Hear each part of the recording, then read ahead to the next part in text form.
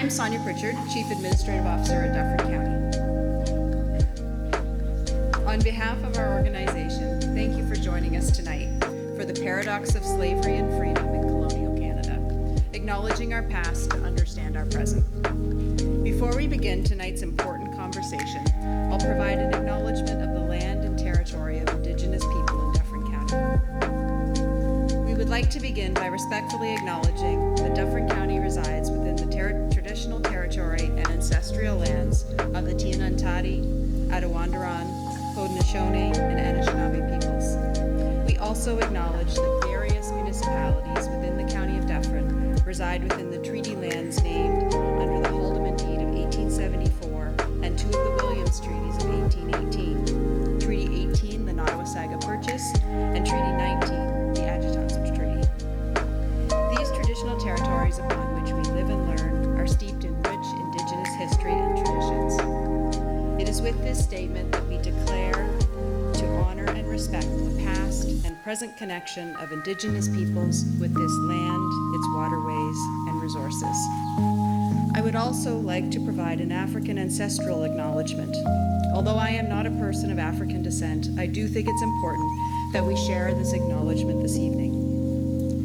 We acknowledge those who came here as settlers, as migrants, either in this generation or in generations past, and those who came here involuntarily, particularly those brought to these lands as a result of the transatlantic slave trade and enslavement.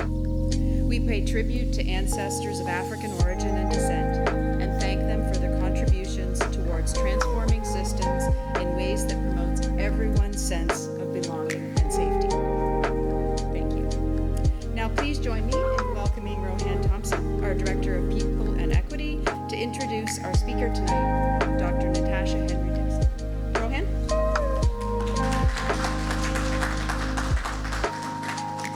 Thank you, Sonia. And so before I get into introducing Dr. Henry-Dixon, for some folks in the room, you might not have never have been in the room to experience or hear an African ancestral acknowledgement. And so thank you, Sonia, for delivering that. Just a couple of things about that I just want to share for folks so that there's a bit of an understanding there. Across many, African communities, an acknowledgement that acknowledges, the ancestors and bringing their name forward is a tradition across many African cultures. So that's one piece. And also, it's really important because it also is able to highlight for folks that not all of us came to Turtle Island or the Americas as settlers, right? Some of us were forcibly brought here. And the last part to that I think is really important, especially here in Canada, it helps to disrupt the myth or the notion that we did not have a 200+ year relationship with enslavement. So I just wanted to share that with folks. So hi everyone, thank you for joining us tonight for the Paradox of Slavery and Freedom in Colonial Canada, acknowledging our past to understand our present. As mentioned before, my name is Rohan Thompson. I'm the Director of People and Equity with the County of Dufferin. It's my honor to provide the introduction for Dr. Natasha Henry-Dixon. So quite the resume here, so I'm just going to read some of it. Dr. Dixon is an assistant professor of African Canadian history at York University, a 2018 Vanier Scholar. Dr. Henry-Dixon is researching the enslavement of Black people in colonial Ontario. She's been an educator for 25 years, teaching kindergarten all the way through university. Dr. Henry-Dixon is an award-winning author and an award-winning curriculum developer focusing on African Canadian experiences. Her publications include books, Emancipation Day, Celebrating Freedom in Canada, Talking About Freedom, Celebrating Freedom in Canada, the chapters Sold as a Slave for Life, Black Enslavement in Colonial Canada, Where is Bet located, yes, where is Bet, locating enslaved Africans in Ontario landscape, Chloe Cooley, a Black woman enslaved several entries for the Canadian Encyclopedia on African Canadian history. In 2023, Dr. Henry-Dixon was a co-curator of history and history advisor for the exhibit Bound and Determined, Chloe Cooley, Enslavement and the Fight for Freedom at the Niagara-on-the-Lake Museum. And one of the pieces I think that we didn't include, that you were also president for a number of years for Ontario Black History Society as well. And so before I hand it over to Dr. Henry, just a couple of things that I just want folks to sort of think about as we're listening to this exquisite discussion and opportunity for talkback. Just in my own journey in this work, one of the things that I've come to appreciate is that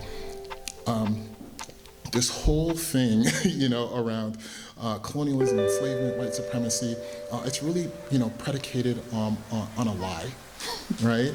And the lie is white superiority and inferiority of Black, Indigenous, and all other folks, right? And so we have to disrupt that lie, because I think once we learn and we have the information, we have the ability to move from apathy to urgency. And so my hope today is that we'll listen, we'll learn some stuff that we might not have known before, but then we're able to harness what we've learned and really move to action, right? And so on that note, I want to hand it over to Dr. Henry-Dixon.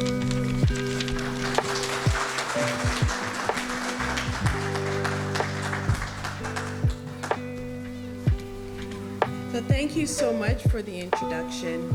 I really wanted to take a moment to thank Rohan and his team for inviting me and coordinating this talk. And so I'm looking forward to some engaging conversation and questions at the end of my talk. It's titled The Paradox of Slavery and Freedom in Colonial Canada, Acknowledging Our Past to Understand Our Present.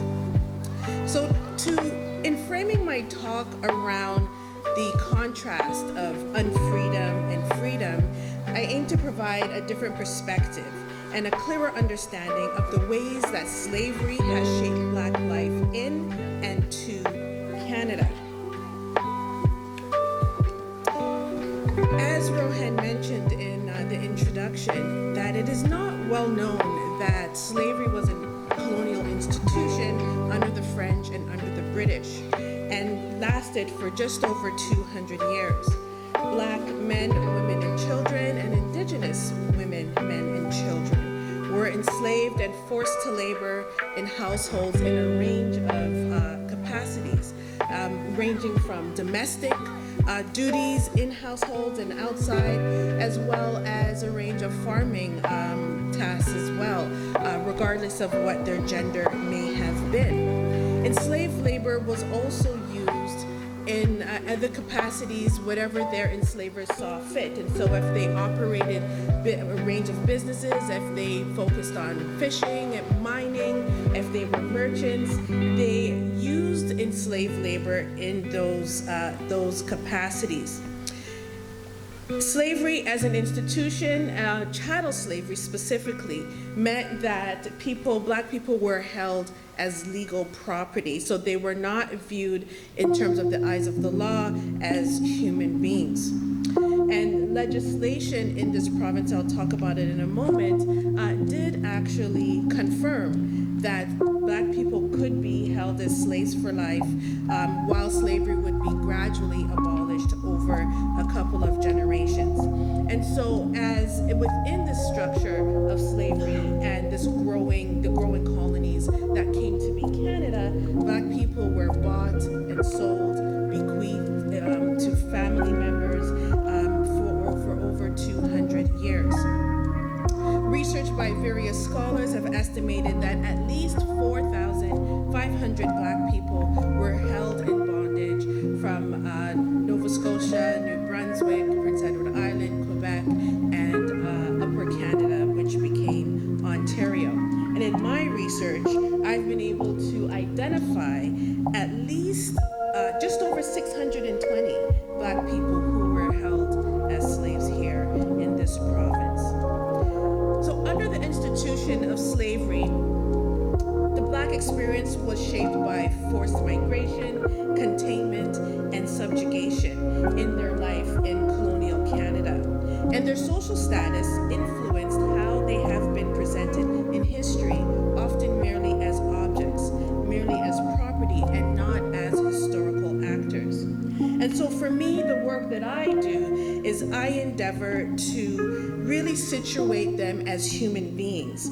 My project, my ongoing project, One Too Many, which will be published into a book, and I'll actually be releasing a database as well. Through my research, I'm undertaking a critical examination of the lives of enslaved people, some of them who were able to transition from slavery to freedom in this province. My work, first and foremost, aims to amplify the experiences of those individuals who were held into slavery, to humanize them, and to challenge the conventional thinking about Canada's past in relation to slavery, and to present an accurate history and to correct misconceptions. And I'll share more on my project here later on at the end of my talk, but this is the website and social media information. So as I continue, I've been doing my work for quite some time, a number of years actually. It's been interesting to see the public commentary as more information about our slave past has been disseminated, including responses last month to Prime Minister Trudeau's message for Emancipation Day on August 1st. There's been pushback from people talking about saying that Canada, as a sovereign state, did not have slavery. They lay the blame on the French and the British, who were described as the two founding nations of Canada, and this is often to the exclusion of Indigenous people who were here. And this is coming from a chorus of people, often with a very similar characteristics. There's often also been a downplaying of and a denial of the historical fact that white settlers enslaved Black and Indigenous people. People say that slavery, some of the rationale for downplaying this includes saying that slavery has been practiced for millennia. So what difference is there that there was slavery here in Canada? Some bring up other forms of slavery and bonded labor when the topic of racial chattel slavery in Canada is brought up, such as Indigenous on Indigenous slavery, modern slavery, and not slavery, but indentured servitude of Europeans.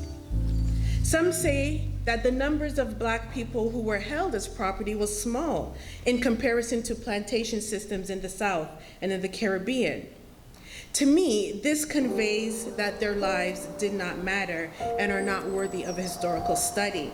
And that is one of the things that has actually informed my title of my project, One Too Many. Because the fact that even one person was held in bondage and that an institution formed around that really says something about our past. And so when people say, well, we didn't have slavery because Canada didn't exist until 1867 or 1982, when the Constitution Act ended political power of the British Parliament. Some of what I do is I really get people to think critically about the name Canada as it relates to this colonized territory and the nation state. The name Canada has been in use since the establishment of New France and has been used interchangeably to describe New France and Upper Canada and Lower Canada by contemporaries of all backgrounds at that time. It is also used by the British Parliament itself to describe their colonies, and particularly here when Quebec and Ontario were joined as one province. Yet and still, what's interesting is that even as they state that Canada did not have slavery, that in the very same breath, they will recite the common narrative that Canada opened its arms to African American freedom seekers via the Underground Railroad, even though the Underground Railroad ended 2 years before Canada became a country. I invite people to think more critically again about Canada as a nation state and how it came came to be and to see it as a continuous historical, political, legal, and practical relationship with the British Crown, and that the trafficking of African people has been a part of this colonial relationship. I also invite people to think critically about Canada as an evolving idea and as a process, and that early inhabitants were building a society that included the use of forced labor. To me, the myopic perspective that Canada did not have slavery is also an indictment of history education that has sanitized Canada's violent beginnings and perpetuated an idea of Canadian innocence and exceptionalism. So somehow we are very much different than the United States, for example. And these often romanticize ideas of how Canada was founded. And so young Canadians are often taught to think uncritically about Canada and to see Canada as an arbitrary date instead of a set of complex relational processes. And this pushback does serve a particular purpose, particularly as we are starting to see even more what people describe as culture wars and pushback to conversations of race, racism, and race relations. And so for me, as I said, myself and other scholars really seek to position chattel slavery squarely within the Canadian memory and to unsettle this dominant narrative and persistent myth that slavery in Canada was insignificant. And for as long as Black people have been enslaved in what we now call Canada since the 1620s, Black people have sought their freedom, running to the northern states well before African-American freedom seekers were making their way north here to Canada. They sought their freedom, some of them by going onto ships that were going into the Caribbean and sought their freedom that way. As Rohan mentioned, one of my chapters is on a woman named Bette who was enslaved in Kingston, and this is an advertisement, a notice in the Kingston Gazette newspaper advertising that she had fled with her young child at the end of September in 1818. So in establishing this idea of slavery existing as an institution for over 200 years, at the near the latter part of that, what we start to see is a transition of the status of Black people in this country. And so when freedom seekers, the population of freedom seekers from the United States started to increase, it's important to note that Black people were already here. Some were enslaved, and some were free, and some became free. And so it's important again to think about how this, these conflicting statuses took place in this space called Canada, but also within the dynamics of individual families, where some individuals were held as slaves, and then some in that same very family were freed. To think again about, the complications around the ideas and the status of being enslaved and being free, near to the 1820s, when slavery was phasing out in this province, there was an increase of the freed population. And some who were born into slavery just after 1793 were transitioning from being enslaved to free. One of those individuals was a young boy by the name of Tom, and this is a transcription of a bill of sale. So Tom was born after 1793, and so he could be legally held enslaved until he turned the age of 25. So here at the age of 15, his enslaver, a gentleman by the name of Eli Keeler, is selling his remaining 10 years of his enslavement to William Bell.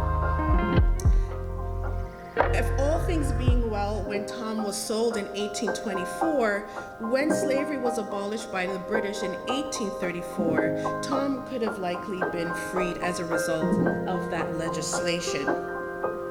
Nothing more. I haven't been able to come across anything more on Tom, but I have encountered information on children who were born into slavery who did secure their freedom and lived into adulthood.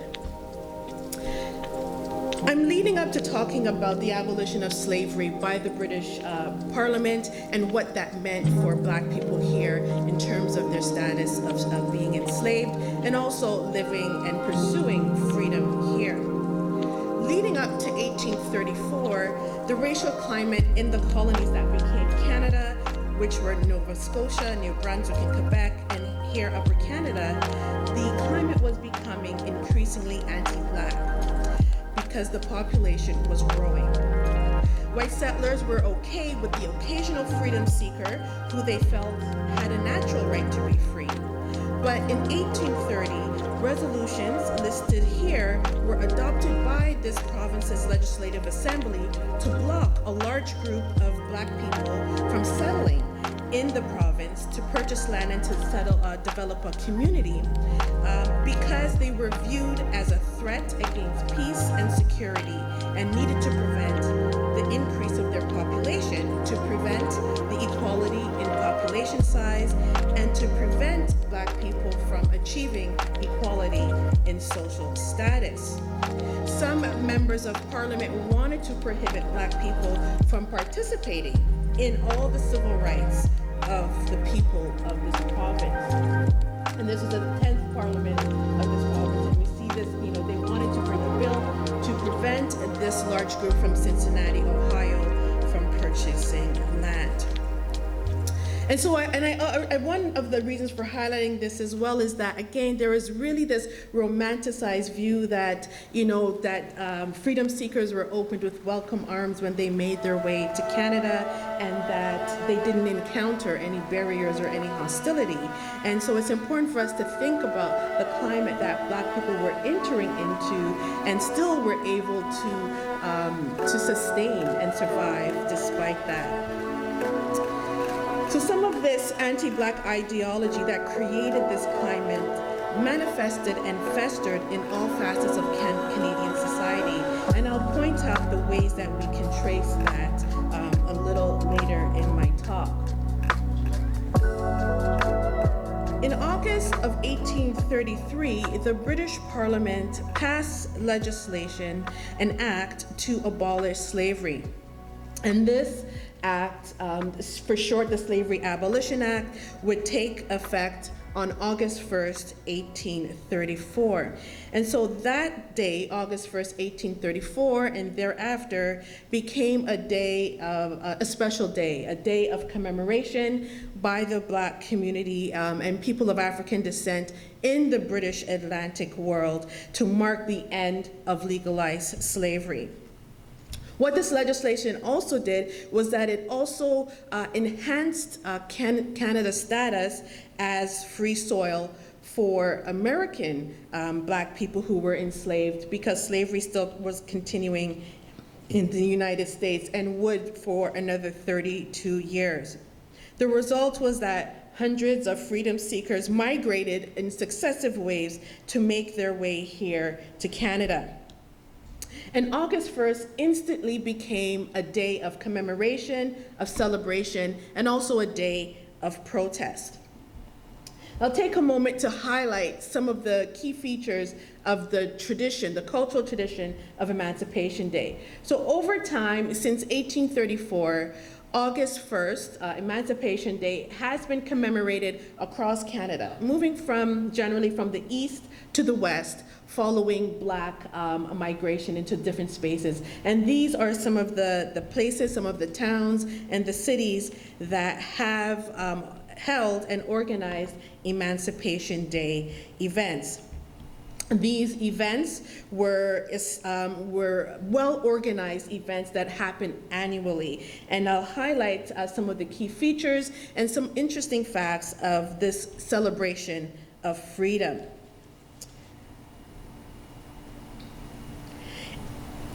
Once Emancipation Day, so the very first commemoration took place on August 1st, 1834. It's highlighted events has taken place in Montreal, in Toronto, and Niagara, particularly in this province, but also in Halifax, Nova Scotia. And over the years, it became a formalized observance that followed, a familiar pattern and grew as the Black population grew as well. The day would often start off with church services, and these church services were in churches organized by the Black community. The British Methodist Episcopal Church, Baptist churches, AME churches, they would begin with early church services to start the day. Some Anglican churches that had ministers who were anti-slavery leaning also offered church services and participated in organizing Emancipation Day events. Once the church services ended, people took to the streets, the main streets of their towns and their cities, to march in parades. This is a picture that I use actually on the cover of both of my books, and a more known picture. This is a parade that took place in Amherstburg, which is beside Windsor, Ontario, in 1894. The parades were often led by veterans of different conflicts. This is Moses Bradford Jr., born in Amherstburg to freedom seekers, and we see younger children, we see a band marching, and then further back, if you can see in the white there, that is a carriage carrying women of the community who were dressed in white. This is a sketch of Emancipation Day Parade that took place in London, Ontario in 1896, and this was a sketch published in the newspaper. Here's a picture from the parade in Windsor, Ontario in the 1960s. The Emancipation Day event in Windsor grew to attract hundreds of people and occurred over 2 or 3 days. It came to be known as the greatest freedom show on earth. And here's a picture of a parade led by Second World War veterans in the 1950s. As I mentioned, marching bands would follow the head of the parade, and marching bands could have been local bands, and they were invited from across the province and different places as well. Here are 2 examples of groups of marching bands who participated. The French Duke Precision Drill Team, who was actually based in Detroit and often performed in the parades at Emancipation Day in Windsor, and then the Oneida Native Brass Band performed in Emancipation Day events in Brantford, Ontario. And in highlighting this, it's again, an interesting way to see how, although Emancipation Day marked freedom for Black people, that they did receive support and there was participation from members of different communities as well. After taking to the streets and marching, often in celebration, but sometimes in protest, as you will see, they would go back to various venues. It could be the church or another venue such as St. Lawrence Hall in Toronto, where there would be a lineup of speakers. And speakers could be local speakers and speakers invited from the United States, sometimes from the Caribbean, and even from Great Britain. Black speakers imparted messages of Black collective self-determination, of the importance of remembering our past, and the importance of working together to forge better communities and a better future for our young people. And I'll just highlight some of the many, many speakers who have spoken at Emancipation Day throughout its history. Henry Bibb, a freedom seeker from Maryland, settled in Windsor, Ontario, and published Ontario's first Black newspaper, The Voice of the Fugitive, organized and participated in Emancipation Day events. Josiah Henson, who's heard of Josiah Henson before? Okay, Dwayne, hi. Josiah Henson, a freedom seeker from Maryland who actually escaped with his family and carried his three children, physically carried his children to freedom.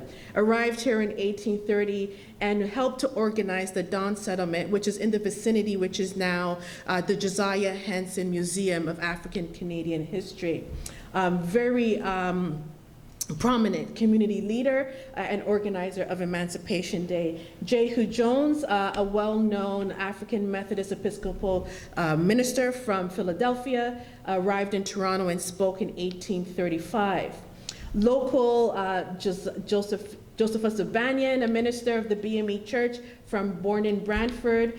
B.J. Spencer Pitt, he was actually the president of the Toronto branch of the UNIA and organizer of the Emancipation Day events at Port Dalhousie for a number of years, from the late 1820s until the early 1950s. And well-known abolitionist, pictured in the middle, Frederick Douglass, who came to this province a couple of times and spoke at Emancipation Day events, as well as some anti-slavery gatherings. I mentioned that UNIA is founded by Marcus Garvey and his wife, Amy Garvey, in Jamaica in 1914. There would be 15 chapters that were established here across Canada. And during the 1920s and 1930s, he spent a lot of time here, and he actually spoke at Port Dalhousie in 1938. Mifflin Gibb was part of the wave of Black people who immigrated from California into British Columbia. And he was, as a community leader, helped to organize and spoke at Emancipation Day events. And of course, well-known civil rights leader Martin Luther King Jr., just before he gained prominence, spoke at Emancipation Day in Windsor, Ontario. And I talked about some of the Anglican ministers and their role in organizing and speaking at Emancipation Day events. These were 3 ministers who combined contributed at least 60 years of involvement in Emancipation Day events and their local Black communities in Toronto and in Hamilton. So you'll see, but for the few slides that I show you, that they were all men. All men. So where were the women? Well, women, no doubt, played an integral role in the organization of Emancipation Day events, behind the scenes.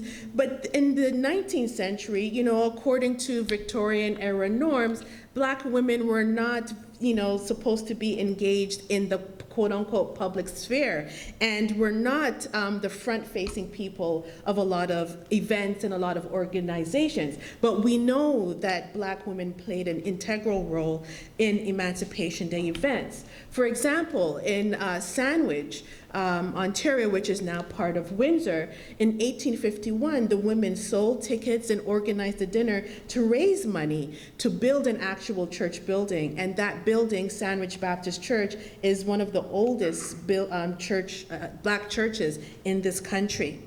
Marianne Shad Carey likely addressed the audience of Emancipation Day attendees in 1854 in Toronto at Government House. And then finally, 100 years after, in 1954, Emancipation Day events in Windsor honored Black women. And this is where we see the entire event for that year focused on Black women, and they invited civil rights leader Mary McLeod Bethune to be the guest speaker for that event, pictured here. So throughout the course of the history of Emancipation Day, Black people, community members traveled by various means to get to Emancipation Day events. So just to think about, even before the car, that people were gathering in the dozens and the hundreds to attend this event that people viewed as a significant occasion.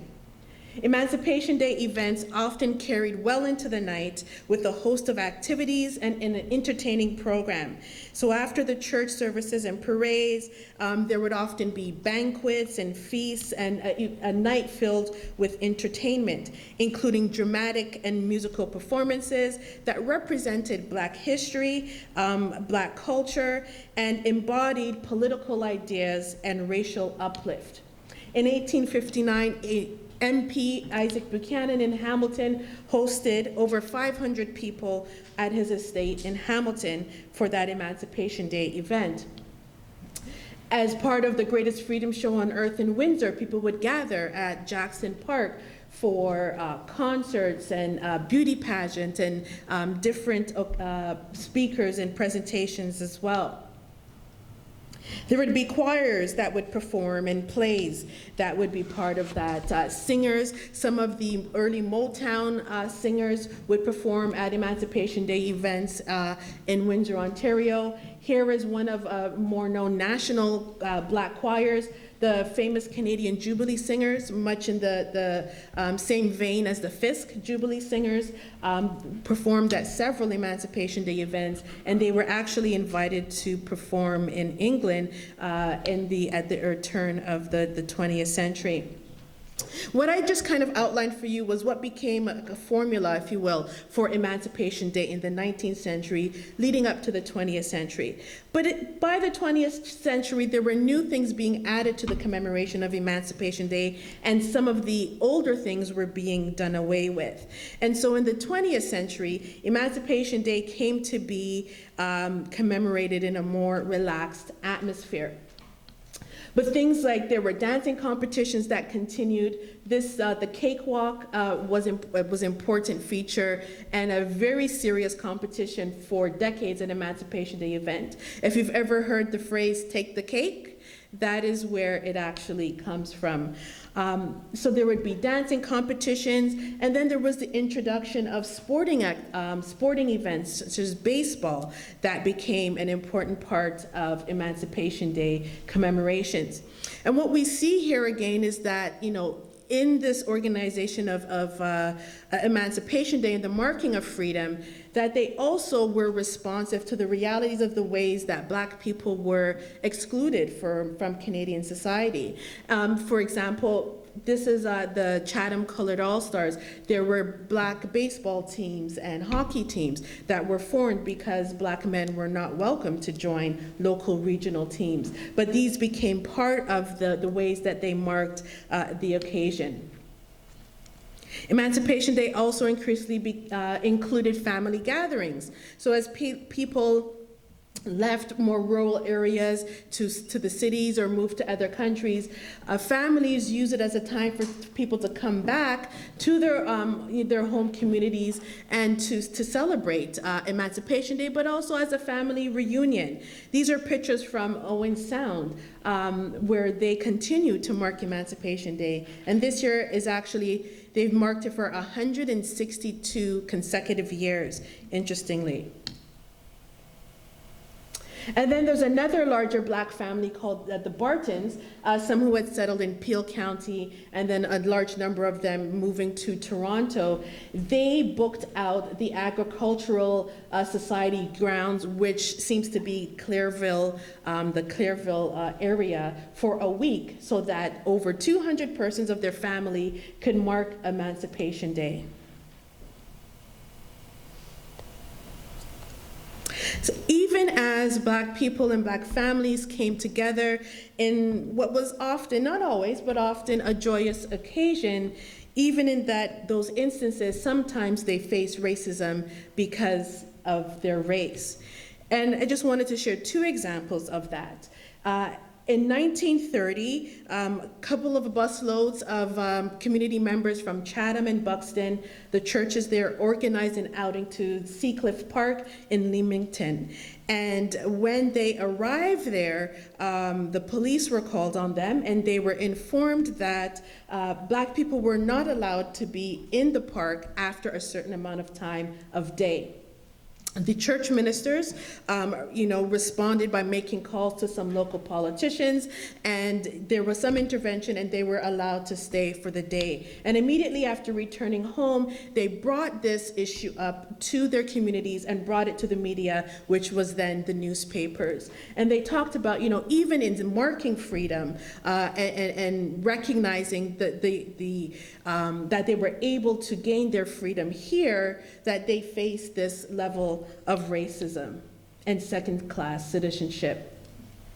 Another interesting case was, I mentioned about Windsor when they featured women as in Emancipation Day in 1954.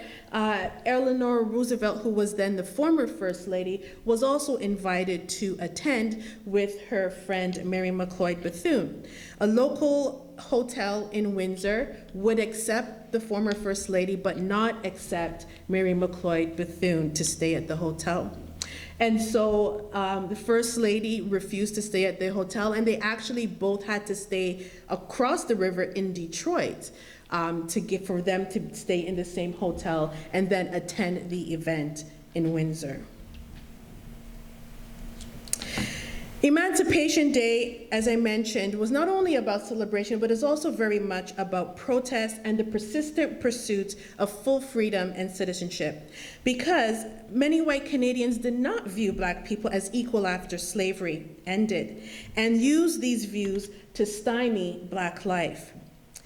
This is important to acknowledge our past and to think about how it could inform our thoughts around policies and intervention for today. And I'll just highlight, when you say, well, what did that look like in terms of second-class citizenship and in the hindered freedom here in this space called Canada? And I wanted to highlight two areas: education and civil servant jobs.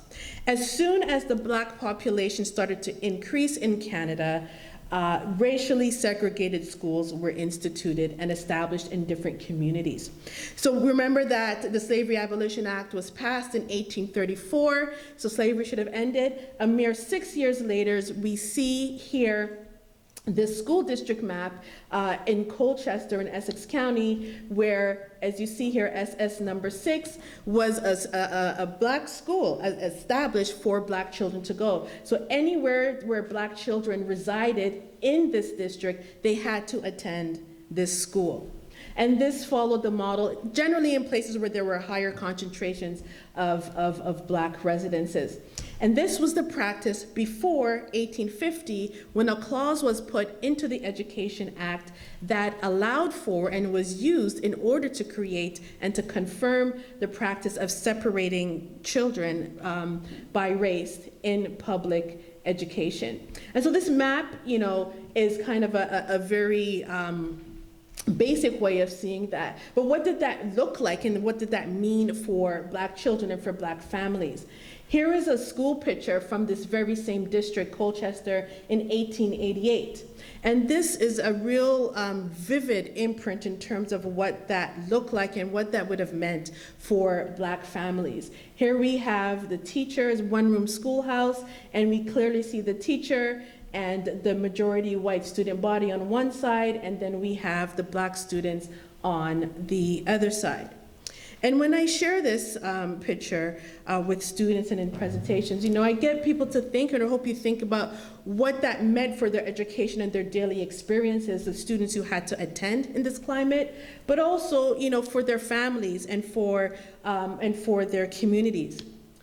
Not only did they face racial discrimination in public school, but also in professional programs and in university. When nursing schools came to be professionalized, Black women were generally barred from attending nursing programs. And the communities, Black communities and other community members would rally around to push for their admission, such as the case of Marie Scott. At 16 years old, applied to the nursing program in Owen Sound and was turned down. And the community members were able to get her an admission to the nursing program in Guelph, and then she was able to graduate as one of the first Black nurses, and there were many. And then it's same for medical school. Here is a capture, an excerpt from a letter from the registrar's office at the University of Toronto in 1923. And they said that when she, Miss Lean, a Black woman, wrote for an application, we did not realize that she was colored. Colored students are a problem when they get to the hospital, and we would be glad if you would avoid accepting her application. So I share this as well to highlight the experience and the way that Black people face second-class citizenship, but also the ways that Black people challenge these racist practices, and then also to think critically about when we don't see Black students and Black people in certain spaces, what have been the long-standing and historic barriers that have prevented their involvement, their admission, their participation into certain facets of Canadian life. And then I also wanted to highlight what that looked like for civil servant jobs. And this was something that would come up repeatedly in many, not just Emancipation Day events, but as an issue for the Black community, that Black men and Black women were not being hired for civil servant jobs as the field grew, that they were being turned away. For example, Albert Jackson, was hired as a postal carrier in Toronto, and his colleagues refused to train him. It became an issue that the Black community rallied around, lobbied politicians to have him trained, and finally he would do so. But here in the middle is an article from the Toronto Telegraph that gives you an idea of how he was viewed by some, as though he was obnoxious for thinking that he could have this and should have this job. And then another civil servant job is that of firefighters, where for decades, Black men were turned away from being hired as firefighters. And so it also raises a question when we see first that Black people have been touted as having accomplished, why has some of these firsts taken so long to occur when Black people have been in Canada for over 400 years? And so we also should be thinking critically about that. And so, this was the reality of Black life from the 19th century into the 20th century, and some Black people did not feel that Emancipation Day should be marked at all because their freedom and their full rights were still denied to them. One of those individuals was Anderson Ruffin Abbott, the first Canadian-born Black doctor, and he said that regarding Emancipation Day, there is not any cause for jubilation. He felt that more change needed to take place. And so as part of their political activism, some people opposed Emancipation Day, and Emancipation Day actually was a day of protest for some. One example of that is in Chatham in 1891. Instead of taking to the streets to celebrate, it launched their protest against the segregated schools and launched their campaign. And they would finally be successful after 2 years. So during the course of these decades, from enslavement to freedom, Black people had a vision of freedom, and they continued to find that freedom for themselves and constructing it on their own terms. Through their self-determination, they practiced that freedom, even as they faced many barriers. And Emancipation Day also embodied their ongoing struggle for racial equality in Canada. This is a replica of a placard that was carried at a Toronto Emancipation Day parade in the 1950s. And it says, "Canada needs racial equality too." And they carried this because in the 1950s was the growth of the civil rights movement in the United States. And people would often say, well, things are bad for Black people in the United States, but Canadians in Toronto wanted people to know that Black people were also facing their own civil rights issues and movement here in Canada.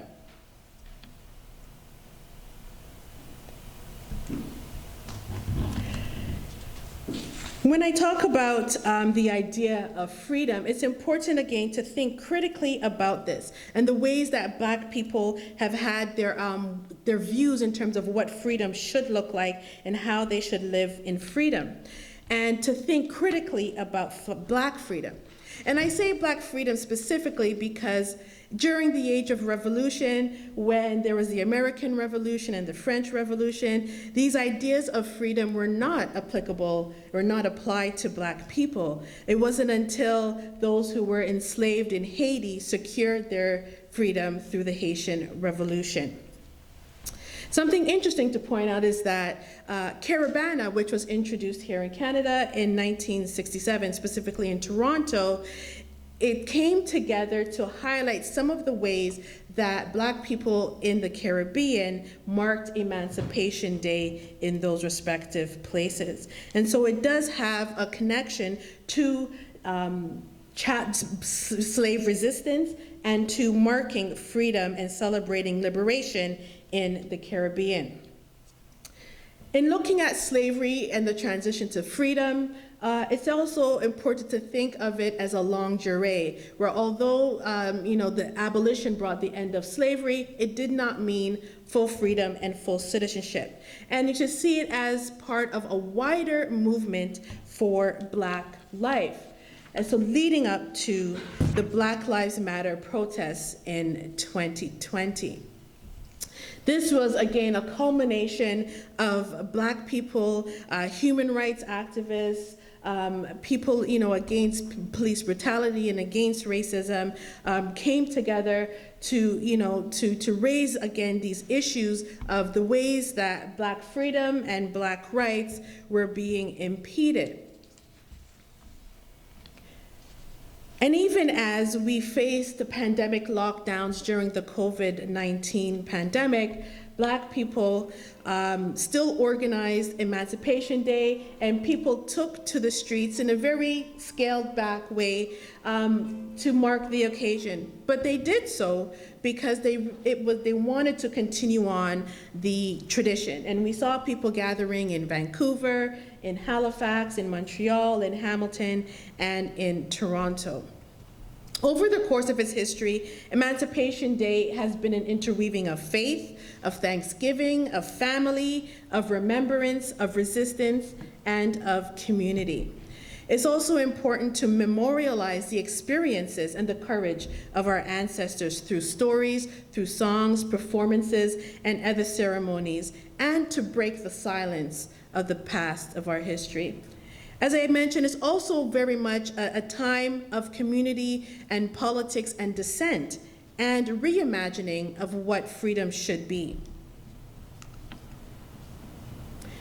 Emancipation Day has been marked now this year for 190 years by community. And it's been good to see that over the past few years that there's been an increased awareness and recognition of Emancipation Day. Here is a plaque that was installed last year in Wesley Township, recognizing Emancipation Day events that the Black community in Hawkesville and surrounding area marked. Last month, Parks Canada recognized Emancipation Day as an event of national significance, and a plaque was installed at St. James Cathedral because of its connection and its accessibility in marking that occasion in Toronto. Going back to 2020 and 21, Emancipation Day received federal recognition with the passage of the motion M36. And so that means that moving forward, and it's been now 3 years, that August 1st will now and is now recognized nationally as Emancipation Day. And so it's good to see that there has been an increased recognition of Emancipation Day, but also of our own history of chattel slavery. And that includes August 25th, which was the United Nations International Day for the remembrance of the slave trade and its abolition.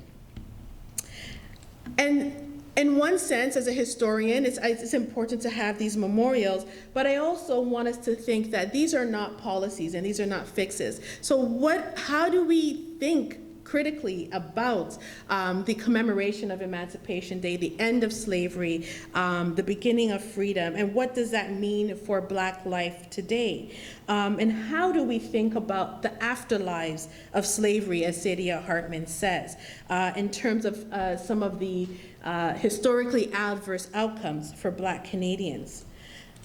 For example, the disproportionate and negative outcomes for several social indicators. In education, streaming, employment, including youth employment, where Black youth are 2 times the rate of the general population, looking at the educational outcomes as it relates to students. Something that's been monitored over decades is that as there are several generations of Black children in Canada, they tend to fare less well than their parents who immigrated before them. So that's interesting. In 2021, it's noted that 16% of Black workers hold bachelor degrees or higher from a Canadian institution, but yet and still they work largely in occupations that only require high school diploma or less. Also looking at outcomes as it relates to housing and incarceration.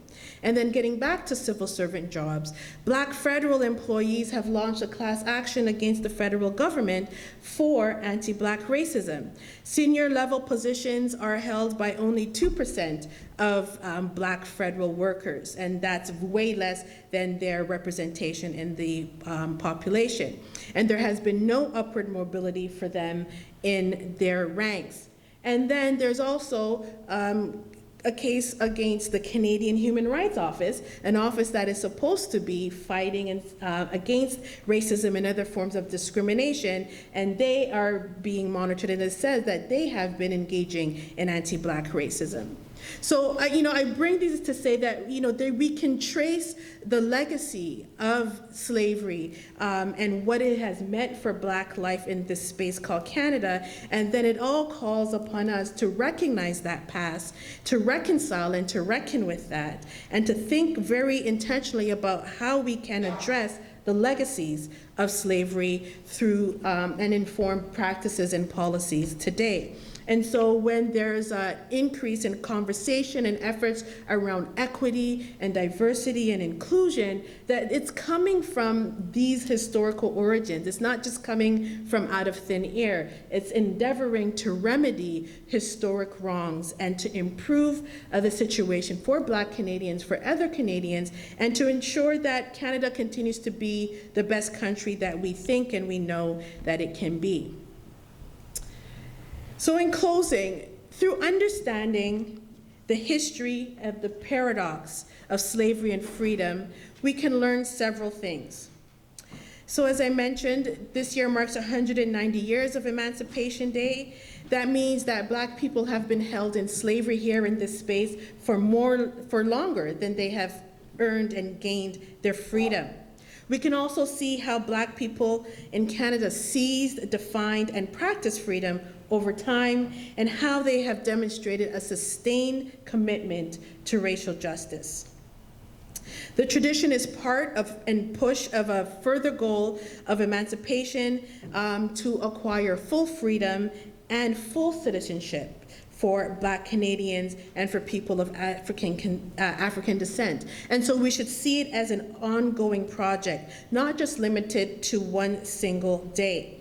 We can also see that recognizing our slave past and celebrating freedom, we've seen that the tradition has changed over time. But at the core of Emancipation Day has been liberation and the ritual of self-determination.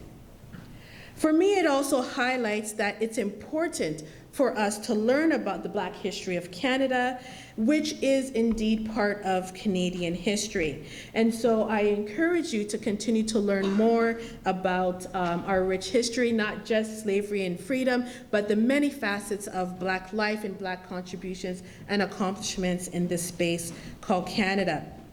I wanted to share that my books continue to be available and were actually reprinted a couple of years ago. And if you're interested in purchasing a copy, there's a QR code at the back that you can use to order copies through the publisher. So with that, I'll end my talk here. Thank you so much for taking the time to listen, and I am looking forward to your many questions and comments.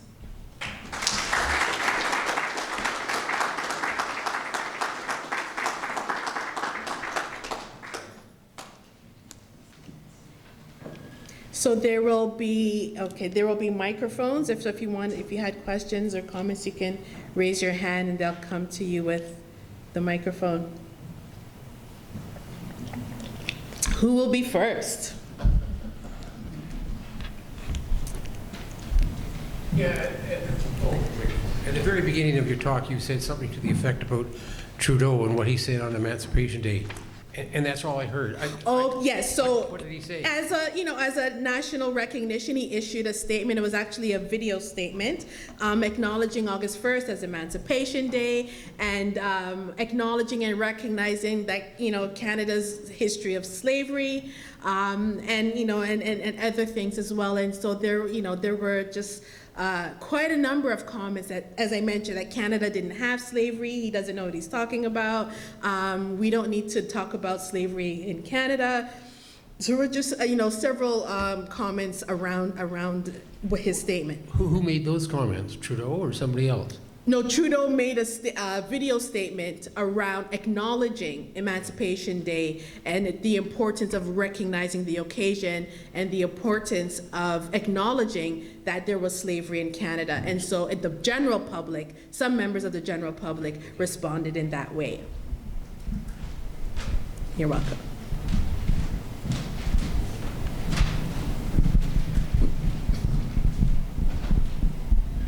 Hi, my name is Mercedes. I'm actually a York University student. Hi.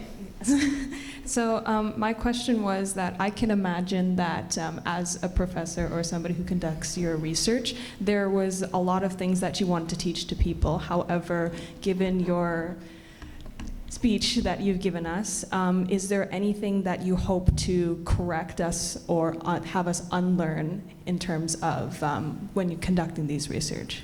Thanks for your question, Mercedes.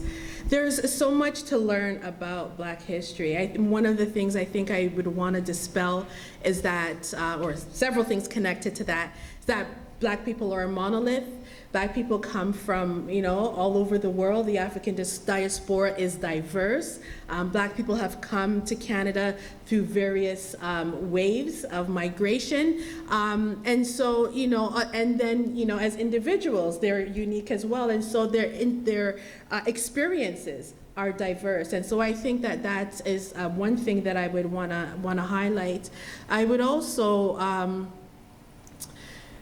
I teach two courses. So I teach a survey course at the third year, and then my fourth year course is focused only on Ontario. And both courses are the full year. And I still kind of struggle with what to include and what to exclude. So all that to say that there's so much to tell about Black history. I would want people to also I say this often, to think critically about Black history. We often have learned about the Underground Railroad, but not from the perspective of those who were actually part of it. It's often used as a way to celebrate Canada, and as a place of freedom, which is was. But who were these individuals who were on the Underground Railroad, who operated it? What was their experience? What was their life like when they came here? What were their names? What did their families do? What did they aspire to? What they wish for? How to think of people, to think of them as people, right? And so those are some of the things that I'm hoping to correct. And lastly, I think this would lead into something else as well, that as I mentioned it about Black history and these Black experiences being part of Canadian history, but there has never been anything, not one thing, that all students in Ontario have had to learn about the 400-year presence of Black people in Canada. Anything that has been taught in a classroom has been at the behest of individual educators. And so it's good to see that last February there was an announcement by the Ministry of Education that they are integrating some, it still won't be enough, but still some mandatory expectations around Black Canadian history. But think about that. Here we are in 2024, and this is the first time. And so, it then invites us again to continue to push for more representation and to continue to diversify the teaching and the critical teaching of Canadian history as well. One last question, if that's Sure. okay. Given your knowledge on history, I'd like to know your opinion on how Black culture has shaped Canadian cosmopolitan culture. Oh wow, that's a course. That's like a field of study. Well, I mean, there's so many ways. Canada as a nation state, it's an imagined space, right? So borders are porous, people are moving around, ideas are floating around, and has been. And so we see that how Black people have influence, whether it's food or music or dress, slang. Right? There's so many different ways. And so, again, it invites us to think about how within the space of Canada, there is a bit of a uniqueness of how the various elements of the African diaspora come together in this space and create different Black communities and contribute to Canadian culture as well. Thank you. I just needed some help with my project. You're welcome. Here's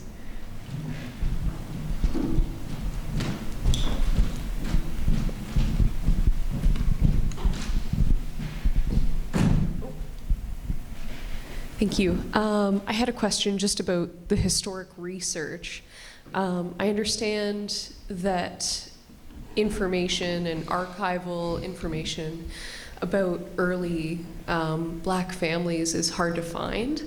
Is that something that you found, that there just isn't a whole? Well, I would say there is information. There's quite a bit there, yes, and there's quite a bit, and then there's not necessarily enough.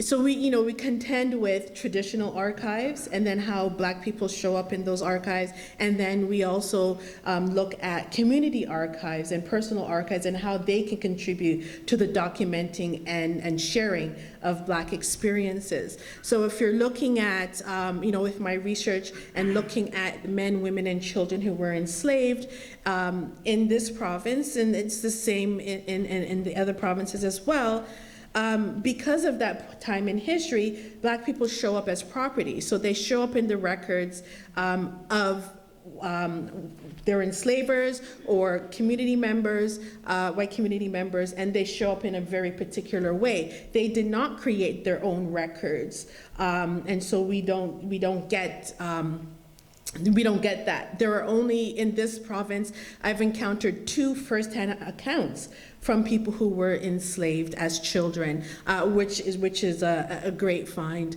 And then we also get to hear their voices and some of their ideas through transcribed records. So they are there. Part of the research and the specialty of the research then becomes how do you locate and where do you locate them in the records? They're in the census records, church records, a range of records. There's a wonderful collection at the Archives of Ontario, the Alvin McCurdy collection, a range of pictures and records from the Black community, produced by the Black community. So we get to see from that there. And then, this strikes an importance in terms of local museums, local archives, local Black history societies who have done the work for decades, often volunteers, documenting those stories and then putting them together. So, it does take a lot of work, but it's very gratifying to be able to, take someone who was viewed as property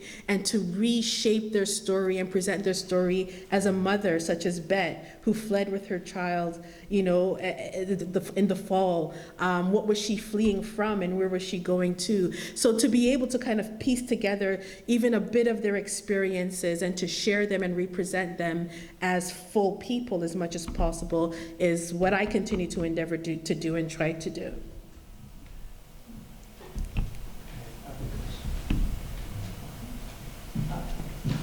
I'm just wondering, you said you had about 600 odd confirmed enslaved people?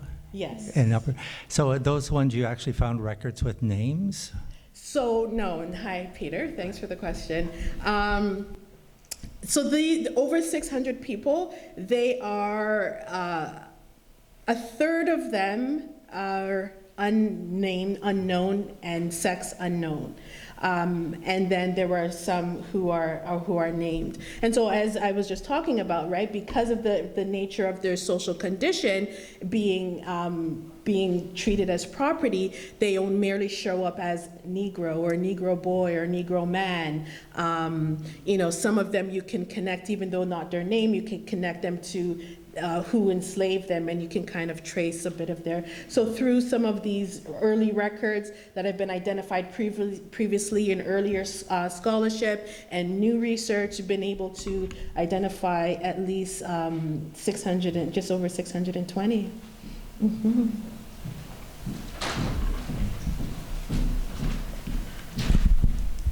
Thank you. Yeah, in your presentation, you spoke of where families were separated, some remained enslaved while others were free. I am thinking, was it like husband and wife, and what would that look like? Yes. When you're separating a husband from a wife, freeing one and keeping one enslaved, what was that like? Well, I mean, we could only imagine, right? The fear and the threat and the devastation that families experienced. The nature of slavery was to extract and exploit labor. People were not viewed as, husband and wives and families. Sometimes it may have been used as good economic policy to keep families together. So we've seen that throughout the Atlantic world. But some families, yes, they had these conflicting statuses. For example, in downtown Toronto, the family enslaved by Peter Russell, a government official, and the gentleman, Pompadour, seems to have been enslaved in the United States and gained his freedom in fighting in the American Revolution. However, his wife and his 3 children, his 2 daughters and his son, remain enslaved, and they were held as property by Russell. And they were actually never freed. So even as Russell was part of the government that introduced gradual abolition, they remain enslaved. And so the husband worked for Russell for wages, but they didn't live in the same house. They lived in the closer vicinity, which for them was a better thing. But then a few years later, one of the daughters was actually gifted to a friend, and she was separated from the family.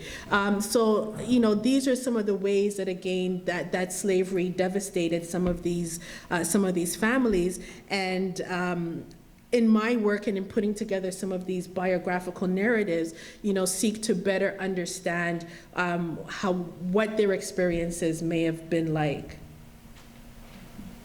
You're welcome. Thank you very much. I just wanted to ask, slavery, is it really ended, or is just servicing in another form? Because we don't see any action. Even your numbers show that nothing much is changing, or sometimes getting worse for Black people. Thank you. Thanks for that question. What your question brings to mind is, how are we thinking about the Black labor in this space, right? And so where under chattel slavery, Black people were viewed as property and their labor belonged to the people that enslaved them. What has the relationship with Canada has been like to Black labor? One example that comes to mind is looking at the farm workers program, right? And how even within this kind of the same Atlantic framework, how Black labor has continued to be extracted and exploited, or the domestic schemes of 1950s when Black women came to work in homes. So it does invite us to think critically about that. And even as Black people have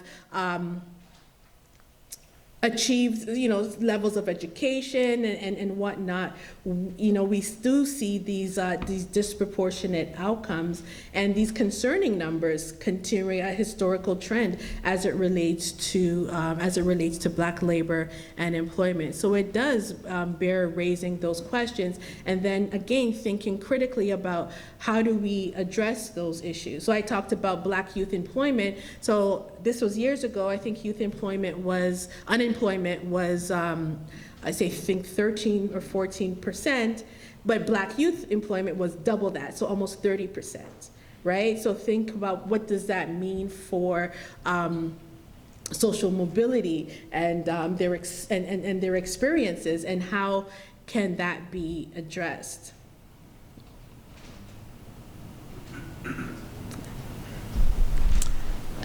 There's two more questions here. Oh, sorry, go ahead. Sorry about that. Hi, my name is Stella, and I just wanted to find out from you whether, as part of your research, have you gotten to a stage where you link up with where the slavery started from?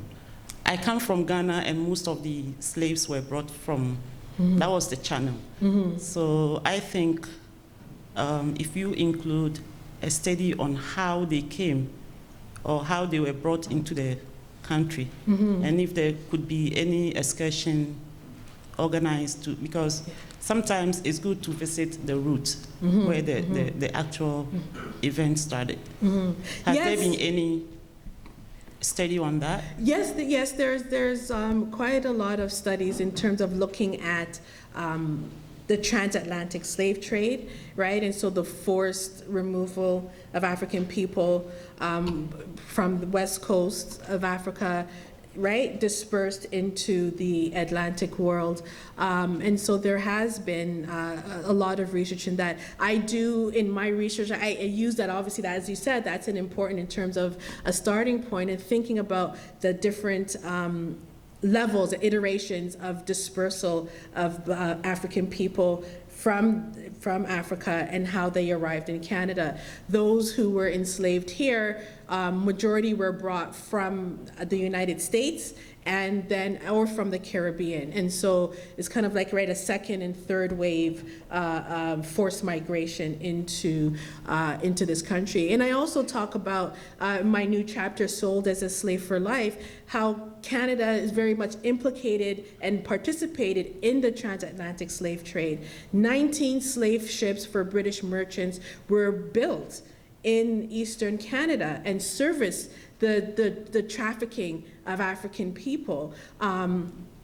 Goods produced by enslaved people in the Caribbean, the sugar and the rum and molasses, and those things were imported here and sold here. And merchants sold them and people consumed them. And then codfish and timber were sent to the Caribbean to service and to feed black people who were enslaved in the Caribbean. So Canada does have a connection and is implicated in part of all of those movements connected back to the taking of African people.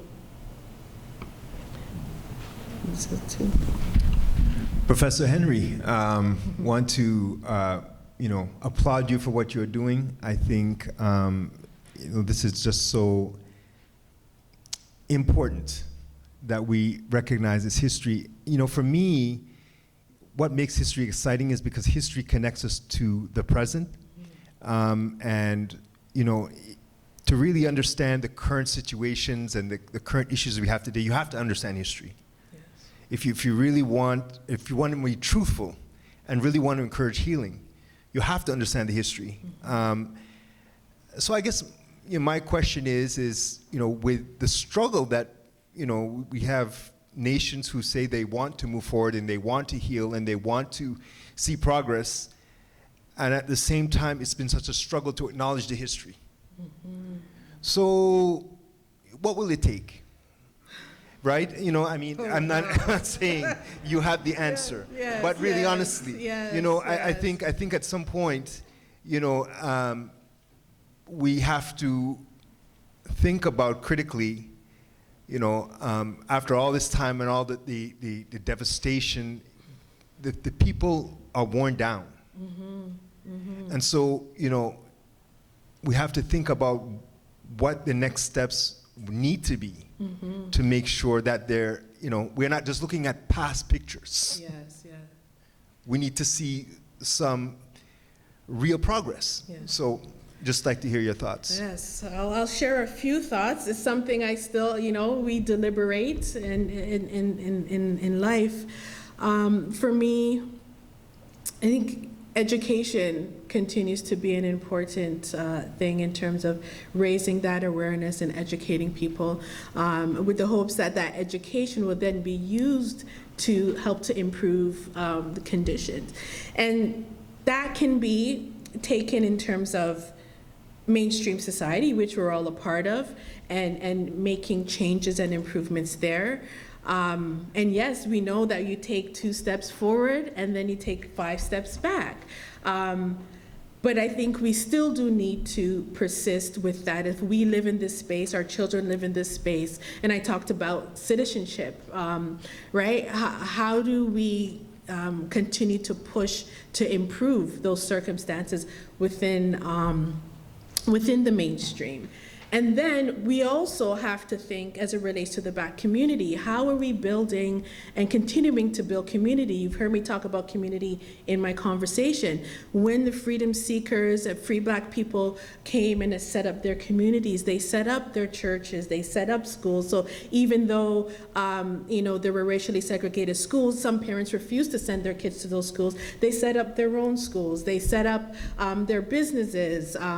They supported their children in their education so that they could become professionals and lawyers or whatever it is that they chose to do, purchase properties to operate their farms. So we also have to think in parallel sense and taking from those past examples of ensuring that the Black community remains strong to continue to improve itself, right, in an internal way, which then helps you to then hopefully improve in the mainstream. So there's many levels to how do we continue to move forward.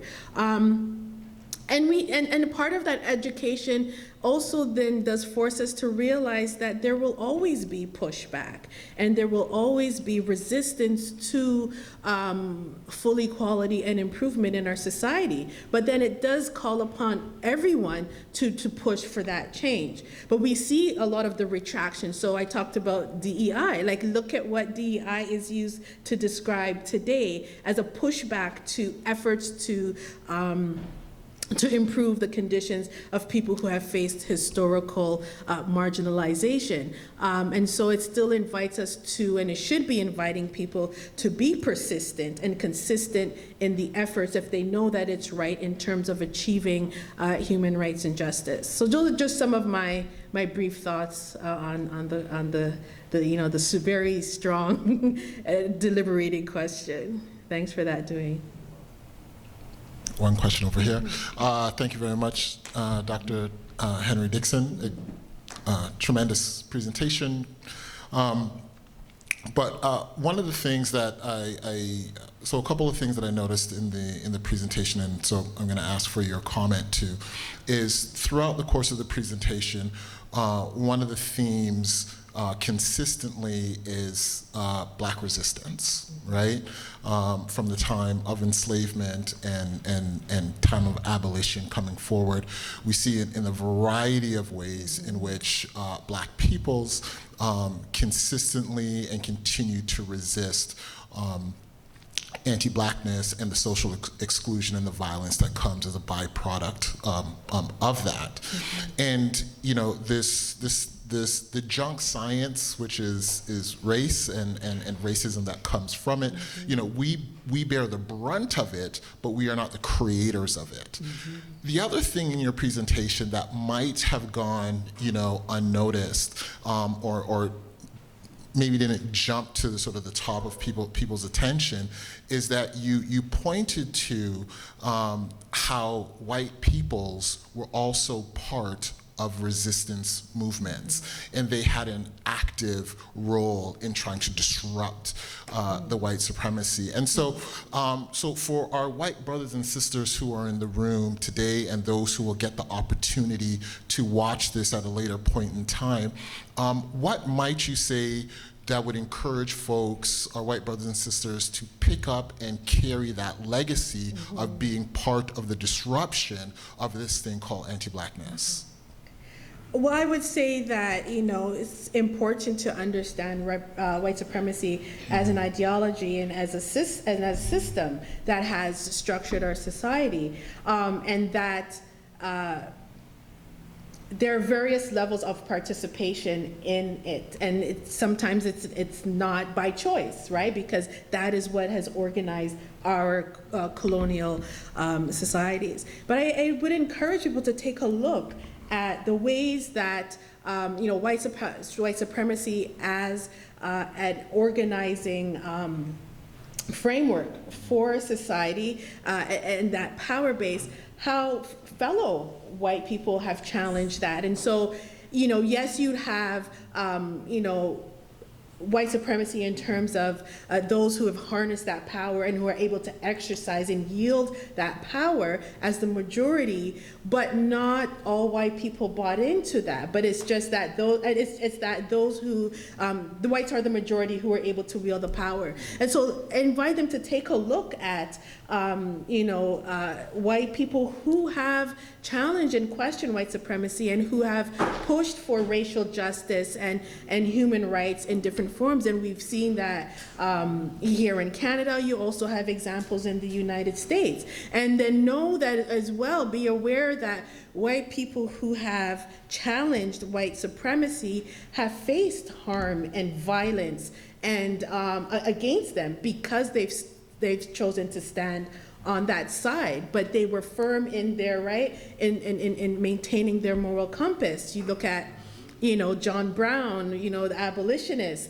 who sought to end slavery and to end the United States government by armed resistance. There were other abolitionists. One, Mr. Lovejoy started a newspaper, and he was working to help organize and run the Underground Railroad, and his white community members came and burned down his house and his printing press because they felt that he shouldn't do that. But, and there are several others, examples. And so I think it's important when we to think critically and to kind of debunk and unpack what is meant by white supremacy and the power that's attached to that and who has challenged that power. That it's multiracial, multi-religious, and so I would encourage people to think more critically about that.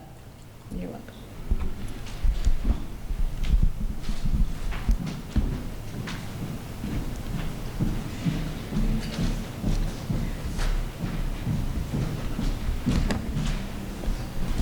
Dr. Henry, first of all, thank you for your presentation. Thank you. It was really educational. And as a former retired educator in this community, one of the things that we were encouraged and mandated to do in our classrooms was to make sure that students in front of us saw themselves in our lessons. And you started to touch on this a little bit, I guess a couple of answers ago, but how do you see what you're doing right now, and how, would you like to comment on how it fits into the bigger diversity?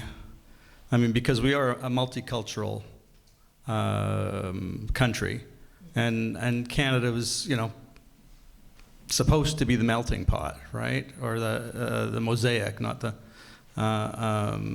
So how does what you're doing fit into that bigger picture of diversity in Canada? Okay, so thanks for the question. The teaching of Black history and the integrating of Black history in Canadian history helps to educate everyone. So all, the diversity that is Canada. And so that is important, that for everyone to learn about, the very long presence and the history of Black people in Canada. It also gets us to think, when we're talking about systems of power, and as I mentioned earlier, that everybody in some way contributes to these systems. And so to get people to think critically about the role that they play. We talk about Canada being multicultural, and so it's important for everyone to know this history. It's also important for us to think that, sometimes it may be perceived to be a literal black-white dichotomy in terms of anti-Black racism, but anti-Black racism is something that is, in different contexts, is something that is generally universal. And so I think it's important for us to also to recognize that, you know, the perceptions of Black people, the negative perceptions of Black people, come from different corners of the world, and they manifest here in this particular space. And so all that then gets back to the importance of education in debunking these ideas and presenting positive stories of Black Canadians. And so I think that that's something that's important, that fits into the presentation of a more diverse Canada. And so I think for me, it's important to continue to increase the awareness of Black history. And as I mentioned earlier, when we're talking about Canadian history, to also broaden that scope to present a more fuller, a more accurate representation of Canada's diversity. You're welcome.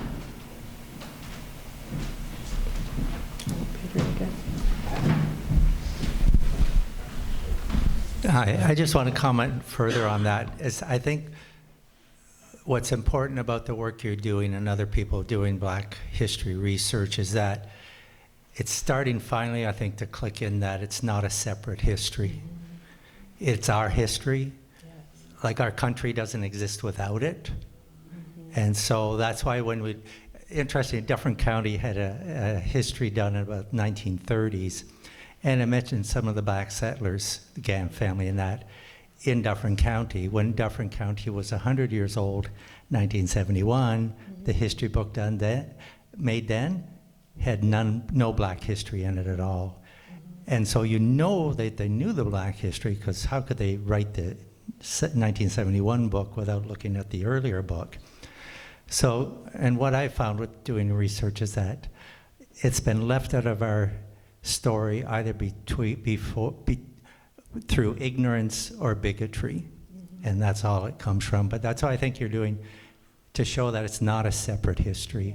It's got to be part of all the history, and that's why how it could not be included in general Canadian history is just crazy, really. Yes, I agree. Thanks for that statement, Peter. And he's done work on Richard Pearpoint and Black settlement in Grey County, right? In Dufferin County. Yeah, so, you know, there are so many local stories that can be told to highlight the Black presence. And again, when we're thinking about, you know, our cities and our communities, how are we representing the diversity of those spaces? It's really important to show young people that, and to show, if you know, newer Canadians that those stories, and to document those stories and to share them as part of the Canadian narrative. So I don't think there's any other questions. Thank you so much for your questions and your comments again. And if you have any other questions as we wrap up and are walking around and having our drinks, I'll be happy to take your statements. But thank you so much for coming out this evening and listening to my talk. So thank you.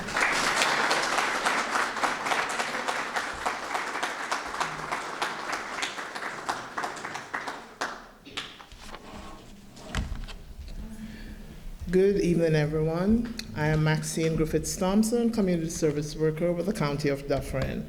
And on behalf of the county, it is my honor to provide these closing remarks today. As we conclude this impactful event focused on the emancipation of slavery and its far-reaching implications on diversity, equity, and inclusion, I would like to take a moment to reflect on the profound discussions we've had led by Dr. Henry-Dixon this evening. We explored not only the historical context of emancipation and Emancipation Day, but also its relevance to our present day struggles for justice and equality, as well as our celebration of Emancipation Day. The legacy of slavery has shaped our societies in complex ways, leaving a lasting impact that we're still working to address. Today, we have acknowledged the past, acknowledged the injustices, and celebrated the resilience of those who fought for freedom and dignity. So I invite you all to think, of the lessons we've learned tonight from the freedom seekers and their path to emancipations, and also to consider that emancipation was not just an event. It was a process that required continual effort and commitment. It reminds us that freedom is not simply the absence of oppression, but it's also the presence of opportunity and equity for all. So let us commit to fostering environments where all voices are heard, valued, and celebrated. We all must challenge systemic inequalities, dismantle barriers, and uplift marginalized communities. Each of us has a role to play in the ongoing journey towards true equity and inclusion. And Dr. Henry-Dixon, what I got from your presentation, I loved that throughout all the struggles that the Black people are going through, we took time to celebrate, and we do know how to celebrate. So I guess that's where I get my party thing from. Thank you again, Dr. Henry-Dixon, for leading us through this conversation and for everyone's active participation, your willingness to engage in the difficult conversations and commitment to make a difference. So thank you again, Dr. Dixon. So I just also, on behalf of the People and Equity Department of the county, I just also want to plug our next event that we're having, because we try to bring these diverse events to the community. So next week, same time, on the 26th of September, we're also hosting in honor of the Truth and Reconciliation. We're hosting an event here, September 26th at 6:30. The title is, it's Truth and Reconciliation, Past Promises and Present Realities. And there'll be a presentation by Dr. Tayake Alfred. So it's here next week at 6:30. I'd also like to point out to you that the town of Shelburne is also hosting an event on September 30th, which is on National Day for Truth and Reconciliation and the Orange Shirt Day. So this is hosted by the town of Shelburne on September 30 at 7 o'clock, and it's at the Jack Downing Park in Shelburne. And to plug Dr. Alfred's work, again, she talked to you about her books, and we have a poster at the back of the building there that has the QR code it is? The QR code that you can scan that for more information on her books. So thanks everyone again for coming out, and I wish you get home safely. On behalf of the County of Dufferin, thanks again for coming.